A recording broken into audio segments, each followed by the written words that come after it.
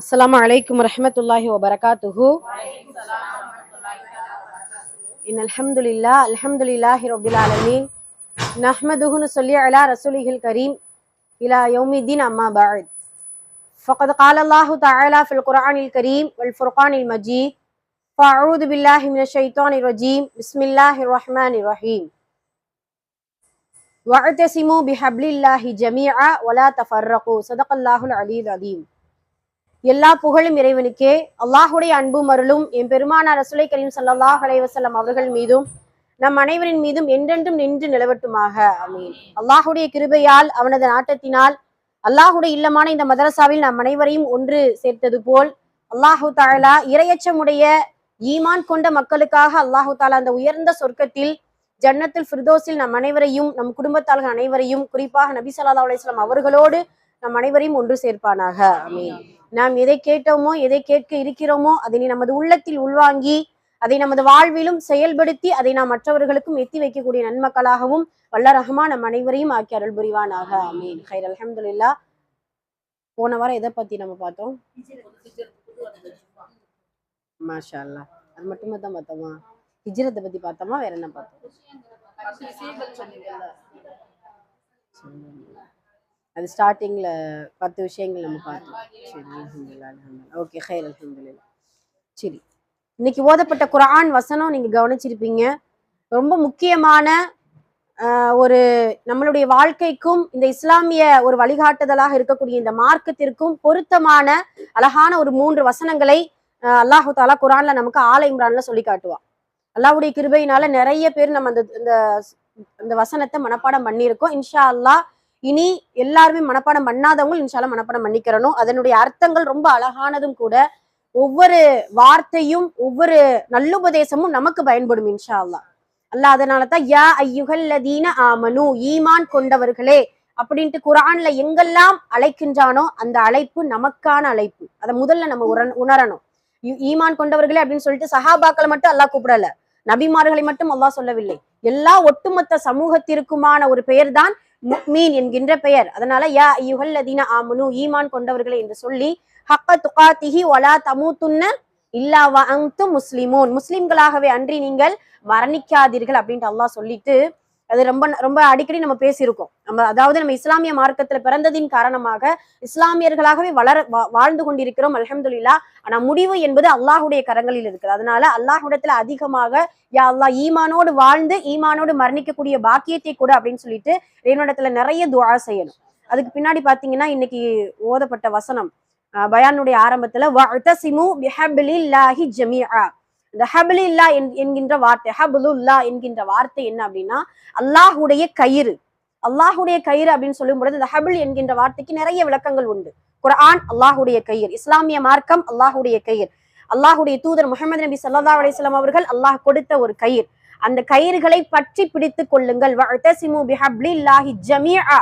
அது ஒருவர் அல்ல இருவர் அல்ல, எல்லோரும் பற்றி பிடித்துக் கொள்ளுங்கள். அந்த கயிறு அந்த குர்ஆனாக இருக்கலாம், அல்லாஹ் கொடுத்த இஸ்லாமிய மார்க்கமாக இருக்கலாம், அல்லாஹுடைய தூதரா இருக்கலாம். இதுல ஒன்று நாம லேசா லூஸ் விட்டுட்டோம் நினைச்சுக்கோங்க. ஆமா, நம்ம அந்த கயிறுல இருந்து அந்த இறுக்கமான அந்த பிடியிலிருந்து நம்மளுடைய பிடியை நாம் விடுவித்து விட்டோமேயானால் வலா தஃபர்ரகு, பிரியக்கூடிய நிலைமை ஆயிரும். அத அல்லாஹ் தஆலா அதைத்தான் சொல்றான், இறுக்கமாக பிடித்துக் கொள்ளுங்கள், வலா தஃபர்ரகு, நீங்கள் பிரிந்து விடாதீர்கள்.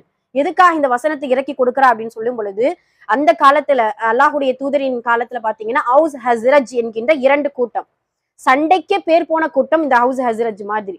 அதாவது எந்த அளவுக்கு அப்படின்னு சொல்லும் பொழுது இப்போ நம்ம பலஸ்தீனும் ஈராக் இருக்கிற மாதிரி, அந்த இஸ்ரேல் இருக்கிற மாதிரி அப்ப பாத்தீங்கன்னா ஹவுஸ் ஹஸ்ரஜ் கூட்டம். எதுக்கெடுத்தாலும் சண்டை. அந்த சண்டை வந்து 1 நாள் 2 நாள் அல்ல, வருடக்கணக்கு 10 வருஷம் 20 வருஷம் உள்ள சண்டைகளும் இருந்திருக்கு. அல்லாஹுடைய தூதர் எப்பொழுது இஸ்லாமிய மார்க்கத்தை மதீனத்து வீதிக்குள்ள கொண்டு வந்தாங்களோ அப்பொழுதுதான் அவர்களுடைய சண்டைகள் சகோதரத்துவமாக மாறினது. சுப்ஹானல்லாஹ்.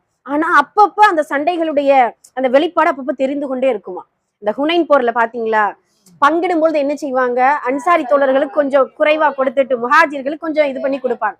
அதுல வேற நிறைய சட்டங்கள் இருக்குது, எதற்காக கொடுத்தாங்கன்னு பல காரணங்கள் இருக்குது. இருந்தாலும் கூட அந்த அன்சாரிகளுக்கு கொஞ்சம் மன வருத்தம். அதுல இருக்கக்கூடிய ஒரு மனிதர் சொல்வார், என்ன அல்லாஹுடைய தூதரை இப்படி குறை வைத்து விட்டீர்களே, எங்களுக்கு நீங்க இது பண்ணி கொடுத்துட்டீங்களே அப்படின்னு சொல்லும் பொழுதுதான் நபி ஸல்லல்லாஹு அலைஹி வஸல்லம் அழகான வார்த்தை சொல்லுவாங்க, நீங்க வழி தவறி இருக்கும் பொழுது என்னை கொண்டு அல்லாஹ் உங்களை நேர்வழிப்படுத்தவில்லையா? நீங்கள் சண்டையிட்டு விரோதமாக குரோதமாக வன்மமாக இருக்கும் பொழுது என்னை கொண்டு உங்களை சகோதரத்துவத்தோடு மேம்படுத்தவில்லையா? நீங்கள் வறியவர்களாக இருக்கும் பொழுது இருக்கக்கூடிய நிலையில் என்னை கொண்டு அல்லாஹ் உங்களுக்கு தன்னிறைவை கொடுக்கவில்லையா? இதை சொன்ன உடனேதான் ஆஹா, சரி நம்ம செய்தது தவறான ஒன்று, நம்ம உணர்ந்து கொண்டு அந்த அன்சாரிகள் மனம் பொறுத்து கொண்டார்கள் அப்படிங்கிறத நம்ம வரலாற்றை பார்க்கிறோம். இப்படி நிறைய விஷயங்கள் அப்பப்ப அந்த சண்டைகளுடைய தாக்கம் இஸ்லாம் மார்க்கம் வந்த பின்னாடியும் சஹாபாக்கள் ஆன பின்னாடியும் அப்பப்ப எட்டி பார்க்குது. இப்பதான் பாத்தீங்கன்னா இந்த ஹவுஸ் ஹஜ்ரத் கூட்டத்தை ஒற்றுமையோட பார்த்த யூதர்கள் என்ன செஞ்சாங்க தெரியுமா? ஒரு யூதன் என்ன செஞ்சான், அந்த யூத கூட்டத்துல ஒரு குழுவுல இருக்கக்கூடிய ஒரு தலைவனை நியமிச்சு அந்த ஹவுஸ் ஹஜ்ரத் கூட்டத்துக்குள்ள போய் புஆத் என்கின்ற போர்ல என்னென்ன வேலை செஞ்சாங்க, அதாவது அவங்களுக்குள்ள பயங்கர சண்டை, புஆத் என்கின்ற போர், அந்த போர்ல எப்படியெல்லாம் சண்டை நடந்துச்சு அப்படிங்கறத லேசா மட்டும் கொஞ்சம் நினைவுபடுத்திட்டு வாயேன், சந்தோஷமா இருக்க விட மாட்டேங்க அந்த யூத பத்த வச்சுட்டு வாயேன் அப்படின்னு சொன்ன உடனே போய் என்ன அந்த புஆதுல மறந்துட்ட பத்தியா, அந்த ஹஜ்ரத் கூட்டம் என்ன பண்ணுச்சு அப்படின்னு சொல்லிட்டு ஹவுஸ்கிட்ட போய் சொல்ல, ஹவுஸ் கூட்டத்துல இருந்து அதை இப்படி மாத்தி மாத்தி சொல்லி கொஞ்சம் சண்டையை மூட்டை விட்டு நல்லா பேசிட்டு இருந்த அந்த ஹதீஸ்ல அழகா வருது. அந்த விளக்கத்தை இன்ஷால்லா நம்ம இந்த தஃப்சீர்ல நம்ம பார்க்க போறோம். இந்த வாரம் பார்க்க முடியல, பார்க்க போறோம். அப்ப அதுல பாத்தீங்கன்னா நல்லா பேசிட்டு இருந்தவங்க கொஞ்சம் அப்படியே நீ அன்னைக்கு அப்படிதானே செஞ்ச அந்த கூட்டத்துல, நீ இப்படியெல்லாம் என்ன வசைப்பாடுல என்னுடைய பாரம்பரியத்தெல்லாம் எடுத்து நீ பேசுனல்ல, பேசிட்டே இருக்கும் ஆயுதத்தை எடுத்துட்டாங்க. ஆயுதத்தை எடுத்த உடனே பாத்தீங்கன்னா பயங்கரமா ஆயுதம் எடுத்து போராட்டம் பண்ற அளவுக்கு வாக்குவாதம் முத்திருச்சு. இந்த வாக்குவாதம் ரசூல் ஸல்லல்லாஹு அலைஹி வஸல்லம் இடத்துல போகுது. அல்லாஹ்வுடைய தூதர் என்ன வார்த்தை சொன்னாங்க தெரியுமா? நான் உயிரோடு உங்களோடு இருக்கும் பொழுதே இந்த நிலைமை என்றால் என்ன இது அப்படின்னு சொல்லிட்டு இந்த வசனத்தை ஓதி காட்டுவாங்க. வஅதஸிமு பிஹப்லில்லாஹி ஜமீஆ வலா தஃபர்ரகு. அல்லாஹ்வுடைய கயிற்றை, எண்ணெய், குர்ஆனை, இஸ்லாம் மார்க்கத்தை நீங்கள் பற்றி பிடித்துக் கொள்ளுங்கள், வலா தஃபர்ரகு, நீங்கள் பிரிந்து விடாதீர்கள்.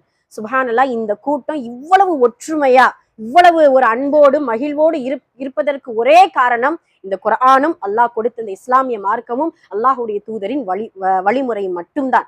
அதனால அந்த ஹப்லி என்கின்ற அந்த கயிறை ஒரு பொழுதும் நாம் என்ன செய்யக்கூடாது, நம்மளுடைய பிடிய விடவே கூடாது, பிடிகள் இன்னும் இறுக்கமாக இருக்க வேண்டும் அப்படிங்கிறத இன்ஷா அல்லாஹ் அந்த வசனத்துல ரொம்ப அழகான முறையில ஓதியும் அதனுடைய அர்த்தங்களை நமக்கு சொல்லி காட்டினாங்க. அல்ஹம்துலில்லாஹ். அதுக்கு பின்னாடி தஹ்ஃபீல் சூரா ரொம்ப சிறப்பா இருந்துச்சு. மாஷா அல்லாஹ். அல்லாஹ் அவர்களுக்கு ஆரோக்கியத்தை கொடுக்கணும். ஆரோக்கியமின்மையின் போது கூட இந்த அளவுக்கு ஓதுறாங்க, ரொம்ப அழகா இருந்துச்சு அவங்களுடைய ஓதுதல். அது மட்டும் இல்லாம அவங்களுடைய முயற்சிக்கான ஒரு வெற்றின்ற கூட சொல்லலாம். வார வாரம் நான் இந்த சூறா நான் சொல்லியே ஆவேன், ஒரே அடம் பிடிக்கிறது. ஆமா, உண்மைக்கே எவ்வளவு பெரிய ஒரு பாக்கியம், சுப்ஹானல்லாஹ். அதாவது வயதுகளும் தளர்வடைந்து கொண்டிருக்கும் பொழுது இந்த மாதிரியான பாக்கியம் கிடைக்கிறது ரொம்ப அதிர்ஷ்டம், ரொம்ப ஒரு பாக்கியம் சொல்லலாம். அதாவது அதிர்ஷ்டங்கிறது கூட இஸ்லாமிய மார்க்கத்துல கிடையாது, அல்லாஹ் கொடுத்த பெரும் பாக்கியம். இந்த பாக்கியத்தை எல்லாருமே பெறணும் இன்ஷா அல்லாஹ். அது நம்ம அடிக்கடி சொல்றதா, ஆர்வமும் கல்வியின் தேடலும் இருந்தால் போதும், கண்டிப்பாக அந்த சூறாக்கள் என்ன பல கல்விகளை நம்ம இன்ஷா அல்லாஹ் கற்றுக்கொள்ளலாம் அப்படிங்கிறதுக்கு ஒரு அழகான உதாரணமா கூட அவர்களை சொல்லலாம். அல்ஹம்துலில்லாஹ். அல்லாஹ் எல்லோருக்கும் மனன சக்தியை கொடுத்து கல்வியிலும் ஆரோக்கியத்திலும் நேரத்திலும் வரக்கத்தை கொடுப்பானாக, ஆமீன். அல்ஹம்துலில்லாஹ். அப்புறம் கவிதை வாசிச்சாங்க, ரொம்ப அழகா இருந்துச்சு. ஒரு ஜும்மாவுடைய 1 மணி நேர இருப்பை ஒரு 5-6 வரிகளுக்குள்ள அடக்கி அவர்களுடைய கவிதை நயம் ரொம்ப சிறப்பா இருந்துச்சு. அல்ஹம்துலில்லாஹ். அதே போல ஹாஜி வருகை தந்திருக்கிறாங்க. அல்லாஹு தாலா அவர்களுடைய ஹஜ்ஜை மக்பூலான மபூரான ஹஜ்ஜாக ஆக்கி கொண்டு இனி வரக்கூடிய காலங்களில் வாழ்நாளில் ஹாஜிகளாகவே வலம் வர அல்லாஹ் தௌஃபிக் செய்வானாக. இந்த ஊருக்குள்ள ஹாஜிகளும் உம்ரா செய்த மக்களும் நிறைய இருக்கிறோம். அல்ஹம்துலில்லாஹ். யாரும் எந்த ஊர்ல எந்த குடும்பத்துல எந்த வீட்டுல கஅபாவை கண்ட கண்கள் அதிகமா இருக்குதோ அந்த ஊர்லயும் அந்த குடும்பத்திலையும் அந்த வீட்டிலையும் அல்லாஹு தாலா அவ்வளவு பரக்கத்தையும் மன நிம்மதியும் கொடுப்பான் இன்ஷா அல்லாஹ். அதனால எல்லாருக்குமே அல்லாஹு தாலா அந்த பாக்கியத்தை கொடுத்து அந்த ஹஜ்ஜை நிறைவேற்றக்கூடிய பாக்கியத்தையும் கஅபாவை காணக்கூடிய பாக்கியத்தையும் அல்லாஹ் ரஹ்மான் அவர் நம்ம அனைவருக்கும் தந்தருள் புரிவானாக, ஆமீன். ஹைர். அல்ஹம்துலில்லாஹ். இன்னைக்கு நம்ம எதை பத்தி பார்க்க போறோம் அப்படின்னு சொல்லும் பொழுது, ஒரு 4 வகையான மனிதர்களை குறித்தும் 4 வகையான வாழ்க்கையை குறித்து நம்ம பார்க்க போறோம் இன்ஷா அல்லாஹ். அது இந்த 4 வகையில நம்ம எந்த வகையுடைய மனிதர்கள், எந்த வகையான வாழ்க்கையை வாழ்ந்து கொண்டிருக்கின்றோம், எந்த வகையான வாழ்க்கையை வாழ வேண்டும் என்பதை நாம் இன்ஷா அல்லாஹ் பார்த்து விட்டு, இதுல ஹயாத்தன் தொய்யிபா என்கின்ற மனமிக்க வாழ்வு யாருக்கு இருக்கு, அந்த வாழ்வை வாழ்வதற்கு என்ன செய்ய வேண்டும் அப்படிங்கிற பல சிந்தனைகளோடு இன்ஷா அல்லாஹ் இன்றைய பயான் நம்ம ஆரம்பிக்க போறோம். முதல்ல 4 வகையான மனிதர்கள். முதல் வகை மனிதர்கள், அதாவது முதல் வகை மனிதர்கள் பாத்தீங்கன்னா மகிழ்ச்சியாக வாழும் வணக்கசாலி. மகிழ்ச்சியாக வாழும் வணக்கசாலி, அதாவது இபாதத்தாலி. அதிகமாக அல்லாஹுவை வணங்கும் பொழுது அல்லாஹு தாலா ஒரு இயற்கையான ஒன்று. இது மகிழ்ச்சியான வாழ்வு எதற்காக அல்லாஹ் கொடுக்குறா அப்படின்னா அவர்களுக்கான வணக்கங்கள் மூலமாக அல்லாஹ் கொடுக்குறான். இப்ப மகிழ்ச்சியாக வாழும் வணக்கசாலி தான் முதல் வகையினர். அல்லாஹ் குரான்ல சொல்லுவான் இல்லையா, சுப்ஹானல்லாஹ், அல்லாஹ் சொல்லக்கூடிய வார்த்தை மன் அமில ஸ்வாலிஹன் மின் தக்கரின் அவ் உன்சா வஹுவ முஃமின். முக்மீன்களாக இருக்கக்கூடிய நிலையில் ஆண்களோ பெண்களோ சுவாலிஹால நல் அமல்கள் யார் செய்கிறார்களோ அவர்களுக்கு கலிமத்தன் தொய்யிபா, அழகான ஹயாத்தன் தொய்யிபா, அழகான வாழ்க்கை அல்லாஹு தாலா நமக்கு கொடுப்பானா. சுப்ஹானல்லாஹ். இப்ப நம்ம எந்த அளவுக்கு நம்ம நல்ல அமல்கள் செய்கின்றோமோ அந்த அளவிற்கு மகிழ்ச்சியான வாழ்க்கையை அல்லாஹு தாலா நமக்கு நிரப்பமாக்கி கொடுப்பான். சுப்ஹானல்லாஹ். இந்த முதல் வகையினரை குறித்து நம்ம நிறைய பேசலாம். இந்த முதல் வகையினர்ல நம்ம எந்த அளவுக்கு வணக்கங்கள் செஞ்சிருக்கோம். இப்ப நம்மளுடைய வாழ்க்கை எடுத்துக்கிட்டோம்னா கஷ்டங்கள் நஷ்டங்கள் இருக்கத்தான் செய்யும். ஆனா சோதனைகள் இருக்கும் பொழுது கூட சில மகிழ்ச்சிகள் இருக்கணும். அந்த மகிழ்ச்சி எதன் மூலமாக வரணும் அப்படின்னா வணக்கத்தின் மூலமாக வர வேண்டும். அந்த வணக்கங்களை அதிகமாக்கும் பொழுதுதான் நம்மளுடைய வாழ்க்கையில மகிழ்ச்சியும் மன நிம்மதியும் மலரும் அப்படிங்கிறத அல்லாஹ் தஆலா இந்த வசனத்துல இருந்து நமக்கு சொல்லி காட்டுதான். இப்ப அந்த மனமான வாழ்க்கை எப்படி வாழ வேண்டும் அப்படிங்கிறத நம்ம இன்ஷா அல்லாஹ் பின்னாடி பார்ப்போம். இது முதல் வகையினர். இரண்டாவது வகையினர், முதல் வகையினர் மகிழ்ச்சியாக வாழக்கூடிய வணக்கசாலி. இரண்டாவது வகையினர் சிரமமான வாழ்க்கையை கொண்ட ஒரு வணக்கசாலி. வணக்கசாலியா இருக்கிறாங்க ஆனா சிரமமான வாழ்க்கையா அல்லாஹ் சொல்றான் இல்லையா, அதுவும் ஒரு வகையான வாழ்க்கை தான். அது எந்த அளவுக்கு அப்படின்னு சொல்லும் பொழுது 2 காரணங்கள் அல்லாஹ் சொல்லுவான். எதனால உங்களுக்கு இபாதத் செஞ்சு உங்களுக்கு எதற்காக நான் சிரமத்தை கொடுக்குறேன் அப்படிங்கிறது. இப்ப நம்ம பாஷையில சொல்லணும்னா நம்ம 5 நேரமும் தொழுகிறோம் அல்ஹம்துலில்லாஹ், ஆனாலுமே எவ்வளவோ இபாதத் செய்யறோம், நம்மளால முடிந்தளவு இபாதத் செய்யறோம். ஆனா நம்மளுடைய சோதனையும் கஷ்டமும் வறுமையும் போகவே மாட்டேங்குது. ஆனா பக்கத்து வீட்டுக்காரங்க பாருங்க ஒன்னும் செய்யறதெல்லாம் சந்தோஷமா இருக்கிறாங்க, எந்த ஒரு இபாதத்தும் இல்லை. அவங்களை நம்மளே இபாதத்துல நம்ம எடை போட்டோம்னா நாம அல்ஹம்துலில்லாஹ் பெட்டரா இருக்கோமே அப்படின்னு சொன்னா அவர்களுக்கான 2 விஷயம், 2 காரணங்கள். ஒன்று என்ன அப்படின்னு சொல்லும் பொழுது அல்லாஹு தஆலா உங்களை அதிகமாக நேசிப்பதின் காரணமாக உங்களை சோதிக்கின்றான். அல்லாஹுடைய நேசம் அடிக்கடி கிடைச்சதுனால தான் நபிமார்கள் அல்லாஹ் சோதித்தான் இல்லையா. நபிமார்கள் ஹபீபுல்லா, கலீமுல்லா, ரூஹுல்லா இவர்கள் எல்லாம் சோதனைக்குள்ளாக்கப்பட்ட நபிமார்கள். அப்படியான நபிமார்களை அல்லாஹ் நேசத்திற்கு மேல் நேசத்தின் காரணமாகத்தான் சோதனைக்குள்ளாக்கப்பட்டவர்களாக ஆக்கி கொடுத்திருக்கிறான். அப்ப நம்மளை அதிகமா நேசிக்கும் பொழுது நமக்கு சிரமங்கள் வரும். என்னென்ன சிரமங்கள் வரும்? ஆரோக்கியத்துல சிரமத்தை அல்லாஹ் கொடுப்பான். அதெல்லாம் இருந்தாலும் ஒவ்வொரு நாளும் நம்ம கேட்கணும், அல்லாஹ் திடீர் சோதனையில இருந்து திடீர் நோய்வாய்ப்படுறதுல இருந்து எனக்கு என்ன செய்ய பாதுகாப்பு கொடுன்னு கேட்கணும். ஆனால் கொடுத்தால் வேற வழியில் அவ்வளவுதான். இது எதனால? நேசத்தின் காரணமாக. அல்ல இப்படி நம்ம சிந்திக்கணும். எப்பயுமே நெகட்டிவாவே சிந்திக்காம கொஞ்சம் பாசிட்டிவ் திங்கிங் அதிகமா இருக்கணும் நம்மளுடைய உள்ளத்துல. அப்ப இது ஒரு காரணம். 2வது காரணம் என்ன அப்படின்னு சொல்லும் பொழுது பாவங்கள் அதிகமா செஞ்சு அந்த பாவத்தை சரி செய்யாம நம்மளுடைய காலங்கள் போய்கிட்டே இருக்கும். பாவத்துடைய பட்டியல்கள் அதிகமாயிக்கிட்டே இருக்கும். அதே போல வணக்கங்கள்ல குறைபாடு வச்சுக்கிட்டே இருக்கிறோம். அந்த வணக்கங்களை சரி செய்யாம இருக்கும் பொழுது அதன் மூலியமாக நான் சிரமத்தை கொடுப்பதின் மூலியமாக என்னை நீ நினைவு கூறு மனிதா, என்னிடத்தில் தௌபா செய்து மீண்டு வா என்று சொல்வதற்காகத்தான் அல்லாஹு தஆலா சிரமமான வாழ்க்கையை வணக்கசாலிகளுக்கு கொடுக்கின்றான். இப்ப 2மே தகுந்த காரணங்கள் தான். 2மே நம்ம அதற்குள்ளதான் நம்ம இருக்கிறோம், அப்படிதானே? அப்ப மகிழ்ச்சியான வாழக்கூடிய ஒரு வணக்கசாலி ஒரு வகையினர், 2வதாக சிரமமாக வாழக்கூடிய வணக்கசாலிகள் 2வது வகையினர். 3வது வகையினர் எப்படிப்பட்டவங்க அப்படின்னு சொல்லும் பொழுது பாவிகளாக வாழக்கூடிய ஒரு மகிழ்ச்சியாக வாழக்கூடிய ஒரு பாவிகள். மகிழ்ச்சியாக வாழக்கூடிய ஒரு பாவிகள் பாத்தீங்கன்னா அல்லாஹுடைய கட்டளைகள், இஸ்லாமிய மார்க்கம் என்ன சொல்லுது, என்ன இந்த உலகத்துக்கு எதுக்காக வந்திருக்கோம், நம்மளுடைய நோக்கம் தான் என்ன, எதுவுமே இல்லாம தான் தோன்றித்தனமாக வீணும் விளையாட்டுமாக இந்த துன்யாவுடைய வாழ்க்கையை கழித்து கொண்டு இருக்கக்கூடிய அந்த மனிதனுக்கு அல்லாஹு தஆலா பரக்கத்தான பொருளாதாரம், பரக்கத்தான மகிழ்ச்சி, பரக்கத்தான எல்லா சந்தோஷத்தையும் இந்த உலகத்துல கொடுக்கக்கூடிய மனிதர்களை நம்ம பார்க்கிறோம். இப்ப அப்படியானவர்களுக்கு ஏன் இப்படியான வாழ்க்கையை கொடுக்குறா அப்படின்னு சொல்லும் பொழுது இந்த வசனம் அதற்கான ஒரு தீர்வை நமக்கு கொடுக்குது. எதனால கொடுக்குறா அப்படின்னு சொல்லும் பொழுது ஃபலம்மா நசு மா துகிரு, அதாவது அவர்கள் நினைவு கூறுவதை விட்டும் அவர்கள் மறக்கடிக்கப்படுவார்களே ஆனால் அவர்களுக்கு அல்லாஹ் கொடுக்கக்கூடியது ஃபதஹ்னா அலைஹிம் அபுவாப குல்லி ஷை, ஒவ்வொரு வாசலின் வழியாகவும் எல்லாத்தையும் அல்லாஹ் தஆலா என்ன செய்வான், நிஅமத்தாக இறக்கி கொடுப்பான். அப்படி இறக்கி கொடுக்கும் பொழுது மகிழ்ச்சியாக இருக்கக்கூடிய நேரத்தில் திடீரென்று நாம் பிடிப்போம். அல்லாஹ் சொல்லக்கூடிய வார்த்தை, திடீரென்று நாம் பிடிப்போம், ஒரு நாள் நாம் பிடிப்போம்.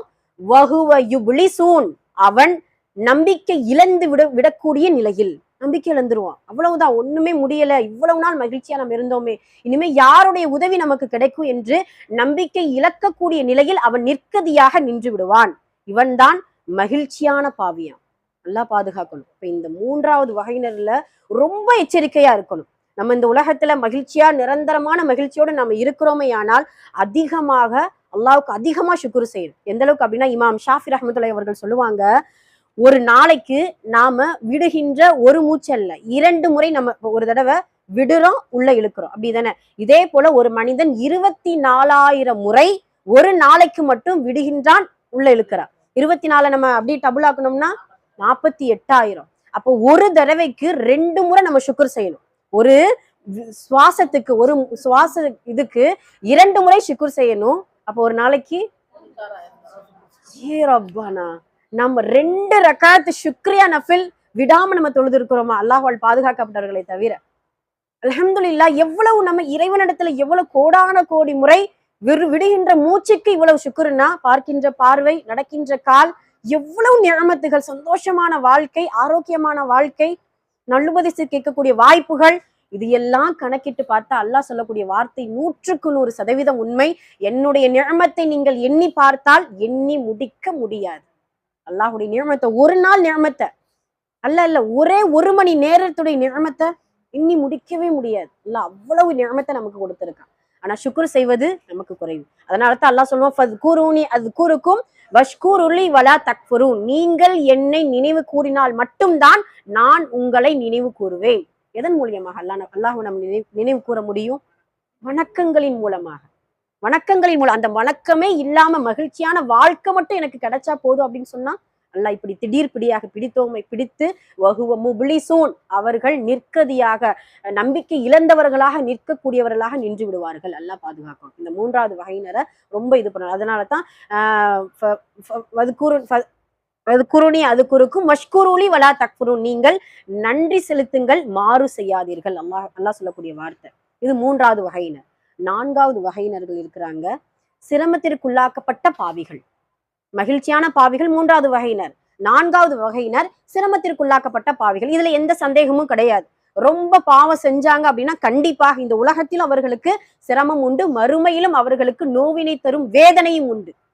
இதுல எந்த ஒரு, எப்படி மகிழ்ச்சியான வாழ்க்கையுடைய வணக்கசாலிகளுக்கு அல்லாஹ் அழகான ஒரு ஹயாத்தன் தொய்யிபாவை கொடுக்கிறானோ, மனமான வாழ்க்கையை கொடுக்கின்றானோ, அதே போல அதாபுன் அலீம் யாருக்கு கிடைக்கும்? சிரமமான, அதாவது பாவிகளுக்கு அல்லாஹு தஆலா கொடுக்கின்றான். அப்ப இந்த 4 வகையுடைய மனிதர்களை நம்ம நிறைய சிந்திக்கணும். அதுல இந்த 3வது வகை சொன்னோம் இல்லையா, அதுலதான் ரொம்ப கவனமா இருக்கணும். அதுலயும் அல்ஹம்துலில்லாஹ் நம்ம சிரமத்திற்குள்ளாக்கப்பட்ட பாவிகளா நம்ம இல்ல. அல்ஹம்துலில்லாஹ், நம்மளால் முடிந்த இயன்ற அளவு அடிக்கடி நம்ம ஈமான புதுப்பித்துக் கொண்டு கிடைக்கின்ற நேரத்தை, கிடைக்கின்ற வாய்ப்பை இறைவனுக்காக நம்ம பயன்படுத்திக்கிட்டு இருக்கிறோம். அல்ஹம்துலில்லாஹ், அதனால அந்த கவலை இல்ல.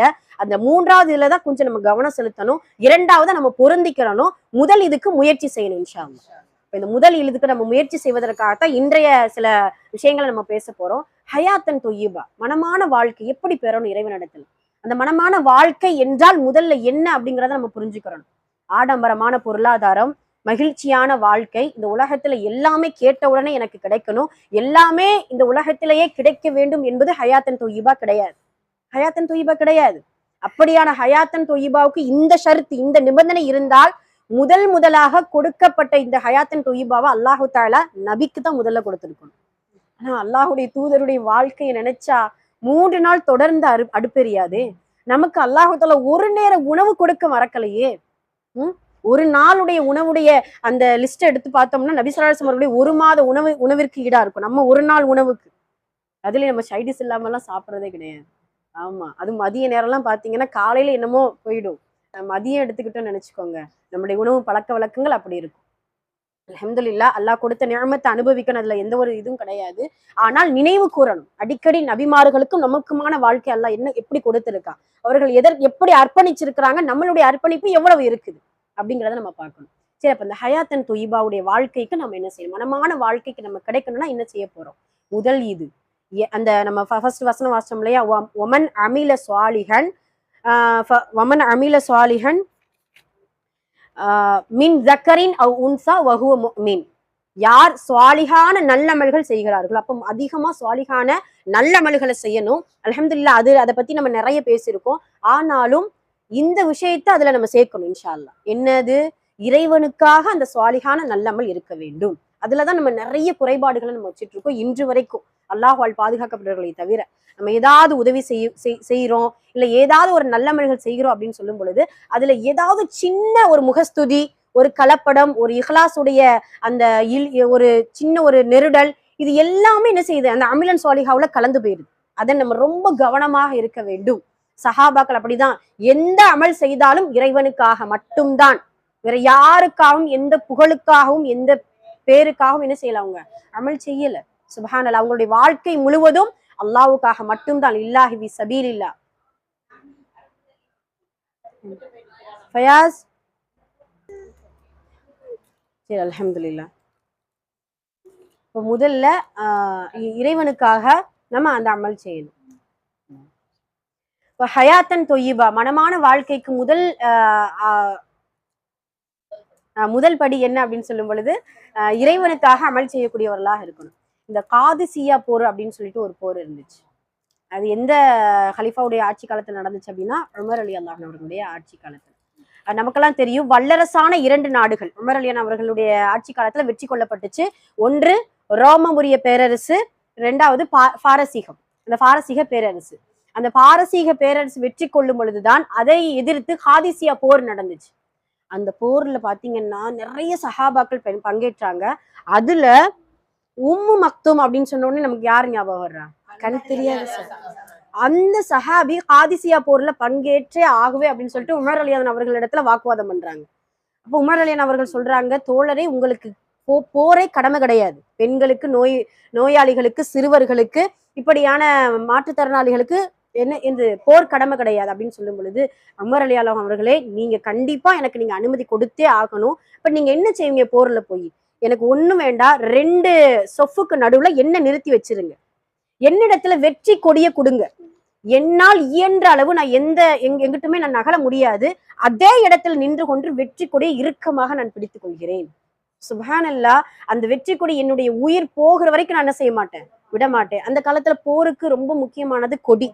அந்த கொடியை பார்த்துதான் அது முஸ்லிம்களுடைய படை, காஃபிர்களுடைய படை அப்படின்னு சொல்லிட்டு பிரிச்சு அந்த படைகளுக்கு ஒரு அடையாளமாக கொடி கொடுத்திருப்பாங்க. அந்த கொடியை பிடித்து கொண்டே பல வெட்டுக்களுக்கு மத்தியில் ஷஹீதானாங்க உம்மு மக்தும் ரலியல்லாஹு அன்ஹா. அப்ப இதெல்லாம் யாருக்காக? அல்லாஹ்விற்காக, வேற யாருக்காகவும் கிடையாது. அது எந்த ஒரு இப்பையும் அல்லாஹ், இன்னொன்னு என்ன தெரியுமா, நம்ம எந்த நல்லமல் அல்லாஹ்வுக்காக செய்யறோமோ அந்த அமலையுடைய கண்ணியமும் சிறப்பும் தான் நீடித்து இந்த உலகத்துல இருக்குமா. இப்ப உதாரணமா யாருக்காவது ஒரு பொருளாதாரத்தை உதவி நம்ம செய்யறோம், ஒரு மறைவா நம்ம செய்யறோம்னு நினைச்சுக்கோங்களேன். அந்த மறைவா செய்யும் பொழுது அது அல்லாஹ்வுக்காக செய்யறோம், யாருமே அந்த இதை பார்க்கல அப்படின்னு இருந்தா, அந்த பொருளாதாரத்தின் உதவியை யார் பெற்று கொண்டார்களோ அவர்களுடைய துவா இந்த உலகத்துல நிறைய கிடைக்கும்.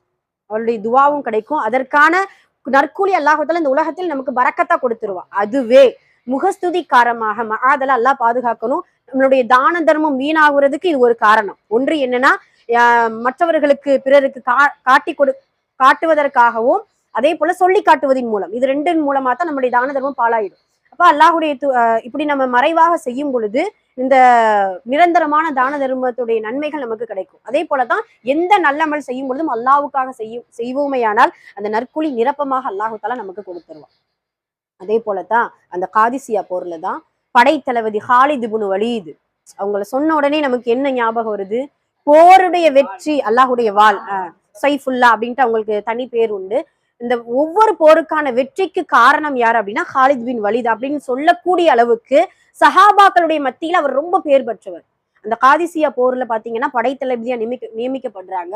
நியமிக்கப்படும் பொழுது உமர் அலியான் அவர்களிடத்துல கடிதம் வருது. இதெல்லாம் எல்லாருக்குமே தெரியும். கடிதம் வருது. வந்த உடனே சஅத் இப்னு முஆத் ரலியல்லாஹு அவர்களை இவர்களுக்கு பதிலா என்ன செய்யணும், அங்க நியமிக்கணும். ஏன் அப்படின்னா அந்த சஹாபாக்களுடைய உள்ளத்துல இருக்கக்கூடிய அந்த எண்ணத்தை நீக்கிறதுக்காக. காலிதுடைய கலந்து கொள்வதின் காரணமாக மட்டும் வெற்றி கிடைக்கல, அல்லாஹ்வுடைய நாட்டம் இருந்தால்தான் வெற்றி உண்டு. அப்ப மாற்றப்படுது. இப்ப காலித் இப்னு வலீதுட்ட சில சஹாபாக்கள் கேட்கறாங்க, என்ன அமீரா இருந்தவங்க சிப்பாயா மாறிட்டீங்களா, உங்களுக்கு கவலையா இல்லையா? அமீர் என்கின்ற ஒரு பதவியில நீங்க இருக்கிறீங்க, இப்ப சிப்பாய் பின்னாடி இருக்கக்கூடிய சும்மா ஒரு படை வீரராத்தானே நீங்க நிக்கிறீங்க, இப்ப உங்களுக்கு கவலை இல்லையா அப்படின்னு சொல்லும் பொழுது காலித் இப்னு வலீது சொல்லக்கூடிய வார்த்தை இதுதான், நான் அல்லாவிற்காகத்தான் இந்த இடத்தில் வந்திருக்கின்றேன், அல்லாவிற்காகத்தான் போர் செய்ய போறேன், அல்லாவுக்காக தான் உயிர் நீக்க போறேன். அதனால எல்லாமே இறைவனுக்காக இருக்கும் பொழுது என்னுடைய தலைமை பதவி போனால் என்ன, நான் சிப்பாயாக மாறினால் என்ன அப்படின்னு சொல்லிட்டு காலித் இப்னு வலீது சொல்வாங்க. ஆக எல்லா நேரங்களிலும் எல்லா நல்ல அமல்களும் செய்வது ஒரு பெரிதல்ல, இறைவனுக்காக செய்யும் பொழுதுதான் அந்த அமலன் சுவாலிகா என்கின்ற அமல் அங்கீகரிக்கப்படும் அப்படிங்கிறத முதல்ல நம்ம சிந்திச்சு இன்ஷா அல்லா அப்படி செய்யும் பொழுதுதான் ஹயாத்தன் தொய்யிபா என்கின்ற மனமான வாழ்வு நமக்கு கிடைக்கும் இன்ஷா அல்லா. ஒன்று. ரெண்டாவது, மனமான வாழ்வுக்கு இரண்டாவது அடிப்படை என்ன அப்படின்னா, போதும் என்ற மனம் வேணும் இந்த உலகத்துல. நம்ம அடிக்கடி நம்ம இதை பத்தி நம்ம பேசிட்டே இருக்கிறோம். இந்த மனமான வாழ்வு, அதாவது ரொம்ப சந்தோஷமான வாழ்வுக்கு போதும் என்ற மனம் ரொம்ப முக்கியமான ஒன்றா இருக்குது. மூசா அலைஹிஸ்ஸலாம் அவர்களிடத்துல அந்த பனு இஸ்ராயீல் மக்கள் கேட்டாங்களாம், அல்லாஹ் மூசா அவர்களே, நிறைய அல்லாஹ் எங்களுக்கு நியமத்தை கொடுத்துட்டான். எந்தெந்த நியம? சொர்க்கத்துடைய உணவு கிடைச்சிருச்சு எங்களுக்கு, அதே போல மேகங்கள் அல்லாஹ் எங்களுக்கு நிலநட்டு கொடுத்துட்டா, கரும் பாறையிலிருந்து எங்களுக்கு நீர் ஊற்ற அல்லாஹு தாலா கொடுத்துட்டான், பல சோதனைகள்ல இருந்து அல்லாஹ் எங்களுக்கு மீட்சியை கொடுத்துட்டான். ஆனால் அல்லாஹுடைய பொருத்தம் எங்களுக்கு வேண்டும். அவங்க சொல்லக்கூடிய அல்லாஹுடைய பொருத்தம் எங்களுக்கு வேணும். அது எப்படி அல்லாஹுடைய பொருத்தம் கிடைக்கும்? ஏன் கிடைக்கும்? எல்லாம் வந்த நியமத்தெல்லாம் என்ன செய்யறது? அப்படியே அதை அந்நேரம் அனுபவிச்சுட்டு அதை நிராகரிக்கிறது, அது ஈமான்ல கொஞ்சம் பலகீனமாயிறது, வேற எதையாவது ஒரு தேவையில்லாத கேள்விகளை கேட்கறது. இந்த பக்ராவுல அல்லாஹ் கேட்கிறான் இல்லையா, அல்லாஹ் அந்த பக்ராவுடைய இதுல அந்த மக்கள் கேட்பாங்க, மாடை தபக பண்றதுக்கு பல கேள்விகள். என் நிறம் என்ன, அது எப்படி இருக்கணும், அது வந்து சின்னதா இருக்கணுமா, அது வயசானதா இருக்கணுமா, அது உழுது இருக்கணுமா, என்னென்ன கேள்விகள். இன்னா இன்ஷா அல்லாஹு லமுஹ்ததூன் அந்த வார்த்தை மட்டும் சொல்லல அப்படின்னா அவங்களுக்கு கண்டிப்பா அந்த மாடை கிடைச்சிருக்காது கியாமத்து நாள் வரைக்கும். அல்லாஹ் சொல்லக்கூடிய வார்த்தை. இப்ப அது சொன்ன உடனே அல்லாஹ்விடத்துல மூசா அலைஹிஸ்ஸலாம் அவங்க கேட்பாங்க, அல்லாஹ்வே என்னுடைய கூட்டத்திற்கு அந்த ரிதா என்கின்ற பொருத்தத்தை மட்டும் கொடுத்துரு அப்படின்னு சொன்ன உடனே அல்லாஹ் சொல்லக்கூடிய வார்த்தை, நான் கொடுத்த நியமத்தை அவங்க பொருந்திக்கிட்டா நான் பொருத்தத்தை கொடுக்குறேன். நான் கொடுத்த நியமத்தை அவங்க பொருந்திக்கிட்டாங்க அப்படின்னா நான் பொருத்தத்தை கொடுக்குறேன். அதே போலத்தான் அல்லாஹுடைய பொருத்தம் மட்டும் நமக்கு கிடைத்திருச்சு அப்படின்னு சொல்லும் பொழுது அந்த ரில்வானு மினல்லாஹி அக்பர், அல்லாஹ் குர்ஆன்ல சொல்லக்கூடிய வார்த்தை. அதாவது ரில்வான் அல்லாஹுடைய பொருத்தம் தான் அக்பர், மிகப்பெரிய ஒரு திருப்பொருத்தமாக இருக்குது அப்படிங்கிறத சொல்றாங்க. அப்ப அல்லாஹுடைய பொருத்தம் கிடைக்கும்னா நமக்கு என்ன வேணும்? நியமத்தை நம்ம என்ன செய்யணும்? பொருந்திக்கிறணும். அல்லாஹ் கொடுத்ததை போதும், அல்ஹம்துலில்லாஹ் கிடைத்தது போதும் அப்படின்னு நினைச்சுக்கிறணும். உமர் ரலியல்லாஹு அவர்களிடத்துல அல்லாஹுடைய தூதர் அடிக்கடி இந்த அன்பளிப்பை பரிமாறிக்கிருவாங்க. ஆடை, பேரித்த பழம், பால், இதெல்லாம் என்ன செஞ்சுக்கிருவாங்க? அடிக்கடி பரிமாறிக்கிருவாங்க. இப்போ உமர் ரலியல்லாஹு அவர்கள் கேட்பாங்க, அல்லாஹுடைய தூதரே, எனக்கு நீங்க அடிக்கடி அன்பளிப்பு கொடுக்குறீங்க, என்னை விட ஏழ்மையானவங்க நிறைய பேர் இருக்கிறாங்க, அவங்களுக்கு கொண்டு போய் நீங்க கொடுக்க கூடாதா அப்படின்னு கேட்பாங்க. கேட்ட உடனே நபி ஸல்லல்லாஹு அலைஹி வஸல்லம் சொல்லுவாங்க, உமரே, நீங்க மற்றவர்களிடத்துல தேவையாவதை விட்டும் நீங்கள் அஞ்சக்கூடிய நிலையில், பேராசை இல்லாத நிலையில் உங்களுக்கு என்னெல்லாம் கிடைக்குதோ நீங்க எடுத்துக்கோங்க. அப்படி எடுத்துக்கொண்டது ஒரு பக்கம். ரெண்டாவது அந்த விஷயம் சொல்றது என்ன அப்படின்னா, உங்களுக்கு வந்தது சில பொருட்கள் உங்களுக்கு வராம இருக்கலாம், அதை கொண்டு நீங்க என்ன செய்யாதீங்க, மன வருத்தப்படாதீங்க. உமர் ரலியல்லாஹு அவர்களுக்கு நபி ஸல்லல்லாஹு அலைஹி வஸல்லம் சொல்லக்கூடிய வார்த்தை. அதாவது அவங்க அன்பளிப்பு கொடுக்குறாங்க, கொடுக்கும் பொழுது என்னை விட ஏழப்பட்டவங்களுக்கு நீங்க கொடுக்க கூடாதா அப்படின்னு சொல்லும் பொழுதுதான் உமர் ரலியல்லாஹு அவர்களுக்கு நபி ஸல்லல்லாஹு அலைஹி வஸல்லம் சொல்றாங்க, உமர் அவர்களே, நீங்கள் மற்றவர்களிடத்தில் தேவை உள்ள நிலையில அஞ்சக்கூடிய நிலையில நீங்க இல்லாம மற்றவர்கிட்ட நம்ம என்ன செய்யக்கூடாது? தேவையோடு இருக்கக்கூடாது. முதல்ல அந்த அஞ்சக்கூடிய நிலையில் இல்லாமல் பேராசை இல்லாமல் நிலையில் இல்லாமல் இருக்கும் பொழுது நீங்க என்ன செஞ்சுக்கோங்க, இந்த ஹதியாவை நீங்க வாங்கிக்கோங்க. அப்படி இல்ல, அந்த தேவைப்படக்கூடிய நிலையில நாங்க இருக்கிறோம், இருந்தாலும் சில நியமத்துகள் எனக்கு கிடைக்கல, பொருள் கிடைக்கல அப்படிங்கும் பொழுது மனம் பொறுத்து அதை நீங்கள் பின்தொடர்வதை தவிர்த்து கொள்ளுங்கள் அப்படிங்கிறத நபி ஸல்லல்லாஹு அலைஹி வஸல்லம் நமக்கு சொல்லி கொடுத்திருக்கிறாங்க. அப்ப இதுல இருந்து என்ன தெரியுது அப்படின்னா, அல்லாஹ் என்ன ரிஸ்க நமக்கு கொடுக்கறானோ, இன்னொன்னு என்ன தெரியுமா, மரணம் துரத்துவதை போல் இரணம் துரத்தியே ஆகும். ஜனனம், மரணம், இரணம், இந்த மூன்றுமே அல்லாஹுடைய கையில தான் இருக்குது, யாருடைய கையிலும் கிடையாது. ஜனனம் யாராவது நம்மளால உருவாக்க முடியுமா? முடியாது. யாரையுமே உயிர்ப்பிக்கவும் முடியாது, உயிர் எடுக்கவும் கூடாது. அதே போலத்தான் மரணமும், அதே போலத்தான் இரணமும். இந்த விதிகளை நம்ம இந்த கலா கதரை நம்பி விட்டோமே ஆனால் போதும் என்ற மனதை அல்லாஹ் நமக்கு கொடுத்துருவான் இன்ஷா அல்லாஹ்.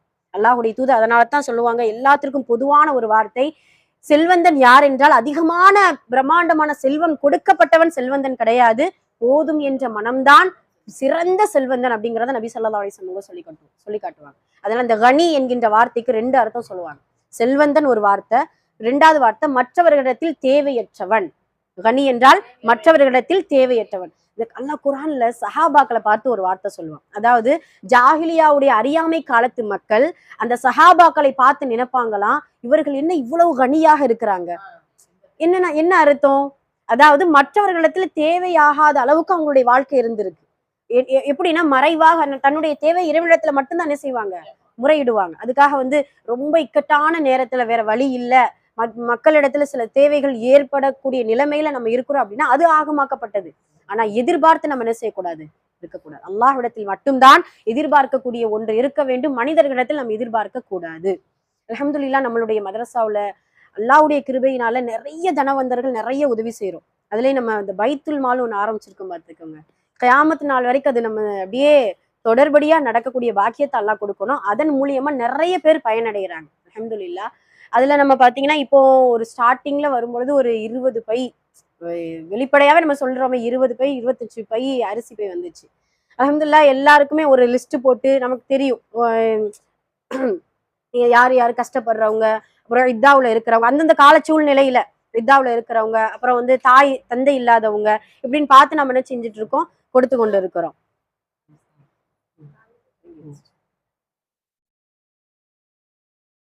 கொடுத்து கொண்டு இருக்கிறோம் அல்ஹம்துலில்லாஹ். இப்போ கொஞ்சம் அந்த பைத்துல் மால் என்னாச்சு அப்படின்னா ரொம்ப பரக்கத்தாயிடுச்சு. 12 பையாயிடுச்சு. 30 இருந்தது, நம்ம கம்மியில சொல்லக்கூடாது, அஸ்தக்ஃபிருல்லாஹ், சரியா? ஆமா, பரக்கத்தாயிடுச்சு. அதனால என்ன ஆகுது அப்படின்னா அந்த லிஸ்ட்ல உள்ளவங்க கொஞ்சம் கொஞ்சமா நம்ம என்ன செய்யறோம், கொஞ்சம் மாற்றி இது பண்ணி கொடுக்குறோம். அதனால எல்லாருமே நம்ம என்ன செய்யணும்னா அதுக்கு நிறைய உதவி செய்யணும் முதல்ல. அதே போல நமக்கு வந்தவங்க நிறைய சுக்குர் செய்யணும், வராதவர்களும் அதிகமாக அல்லாஹ்விடத்தில் நம்ம என்ன செய்யணும், நம்முடைய தேவைகளை முறையிடணும். அது நம்ம ஏன்னா இப்போ எந்த அளவுக்கு அப்படி ஆயிடுது அப்படின்னா அந்த போதும் என்ற மனம் இல்லாத பொழுது புலம்பல், தேடல், பேராசை 3 வந்துடும். நல்லா பாதுகாக்கணும். எல்லாரையும் முதல்ல புலம்பல் இருக்கவே கூடாது. நம்ம புலம்புனோம்னா யாரை பத்தி புலம்ப ஆரம்பிச்சிருவோம் தெரியுமா? ஆமா, எனக்கு அப்படி வள்ளியே இப்படி ஆயிடுச்சு, என்ன இப்படி இப்படின்ட்டு நம்ம புலம்ப புலம்ப புலம்ப இறைவனை குறை சொல்றதுலயே நம்ம இதுவாயிரும் நம்மளுடைய வார்த்தைகள். அதனால அதை நம்ம விட்டுறணும். அப்ப அந்த போதும் என்ற மனம் இல்லாத பொழுது தேடல் அதிகமாயிடும்.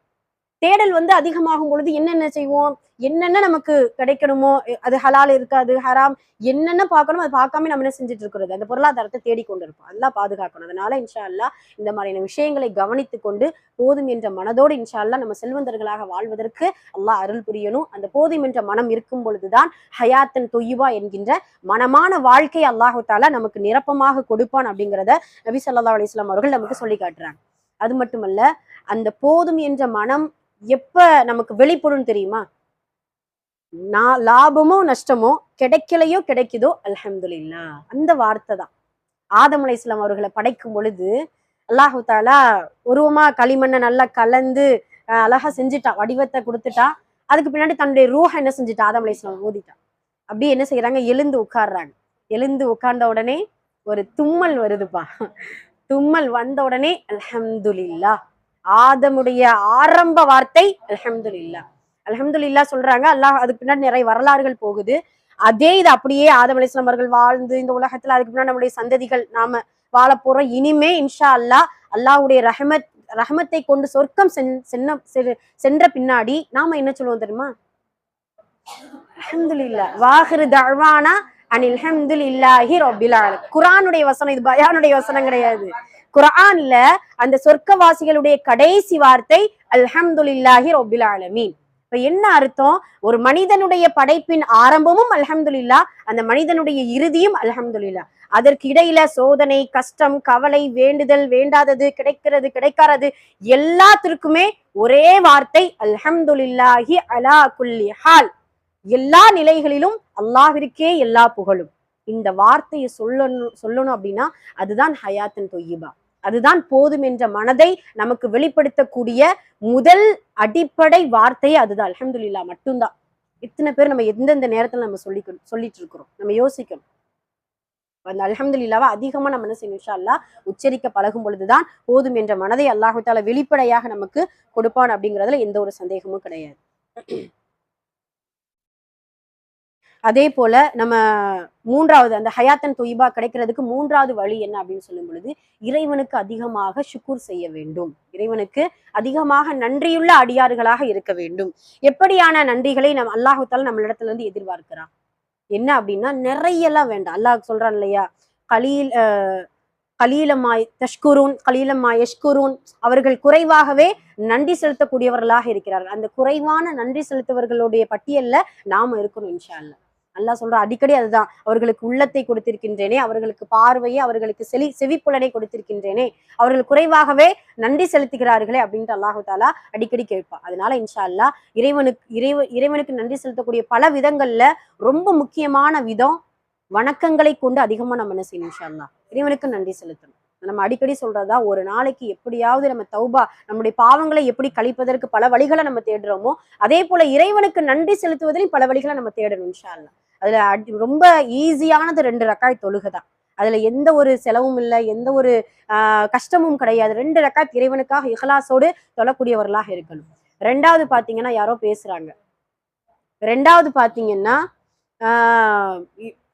உடல் ரீதியாக நன்றி செலுத்துவது இந்த வணக்கங்கள் அடிப்படை. 2வது பொருளாதாரத்தை கொண்டு அல்லாஹுக்கு நன்றி செலுத்துதல். நம்மளால முடிஞ்ச பொருளாதாரத்தை, இறைவன் கொடுத்த நிஅமத்தை அல்லாஹ் அடிக்கடி அந்த ரிஸ்க பத்தியும் அந்த பொருளாதாரத்தை பத்தியும் சொல்லும்போது ஒரு வார்த்தை சொல்லுவான்.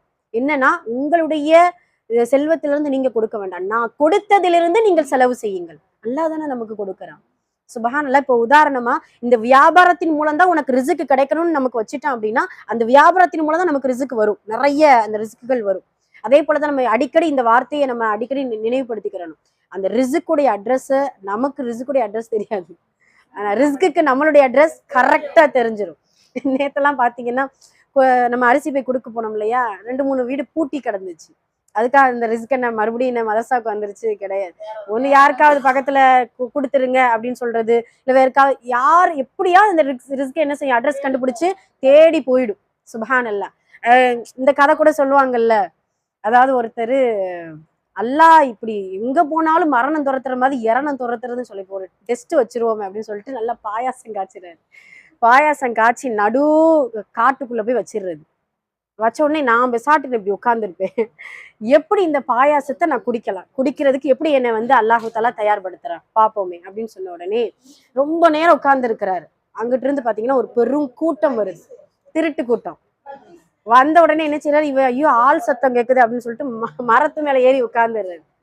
உட்கார்ந்த உடனே வந்த திருட்டு கூட்டம் பாத்தீங்கன்னா, கீழே அவ்வளவு பாயாசத்தோடு நல்ல ஒரு விருந்து இருந்திருக்கு. ஆகா, என்னடா இங்க நடு காட்டுக்குள்ள யாரா சமைச்சு வச்சிருக்கா அப்படின்னு சொல்லிட்டு இருக்க பொருட்களை எல்லாம், அந்த திருட்டு பொருட்களை எல்லாம் வச்சுட்டு சாப்பிடலாமே அப்படின்ட்டு எடுத்தா, அந்த திருட்டுடைய தலைவன், அந்த திருட்டு கூட்டத்துடைய தலைவன் சொல்றான், ஏதாவது விஷத்தை கலந்து வச்சுட்டு போனான்.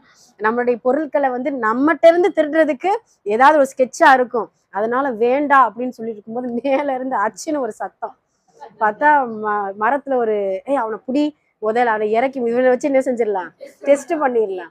அவன் குடிக்கவே மாட்டேன் அப்படின்ட்டு பிடிச்சிடுறான். காலும் கையும் பிடிச்சி வாயை திறந்து ரிஸ்க் என்ன இரணம் என்ன செஞ்சிருச்சு, வந்தடைஞ்சு. அதனால இன்ஷா அல்லாஹ் நம்மளுடைய இரணம் எங்க வந்தாலும் தேடி வந்துடும்.